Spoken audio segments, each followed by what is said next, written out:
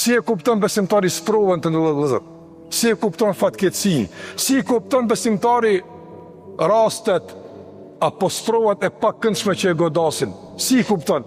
Dallon edhe në këtë aspekt nga të tjerët, për shkak se dallon burimi prej ku ai merr udhëzimet për sprovën. Ai e kupton sprovën fillimisht si një ligj i Allahut në tokë. Nuk ka mundësi dikush me kaluar për dunja e pa u prek, pa u smu, pa i vdek dikush, pa u prek me ndonjë sprovë caktuar të pakëndshme.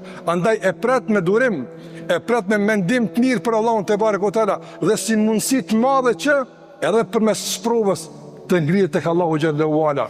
Nga se sikur që fiton shpërblime dhe ngritet përmes falënderimit, ai gjithashtu ngritet edhe forcohet edhe lidhet me Allahun xhallahu përmes durimit. Prandaj besimtari i gatshëm që të reagon si duhet në raport me Zotin e tij në gjitha situatat që ai kalon, edhe në mirëqenie, edhe në fatkeqësi, edhe në situata të këndshme, edhe në pakëndshme. Ky është besimtari i formuar dhe kështu synon Kurani me ndërtu një besimtar i cili Kur'ani e ka referencë për t'i kuptuar gjithë ato që ndodhin në jetën e tij, duke filluar nga fillimi i tij, roli i tij, begatit, fatkeqësitë e shumë të tjera. Madje shumë koncepte të tjera që i duhet njeriu në kësaj bote, besimtari i kupton nga fjala e Allahut xhallahu ala.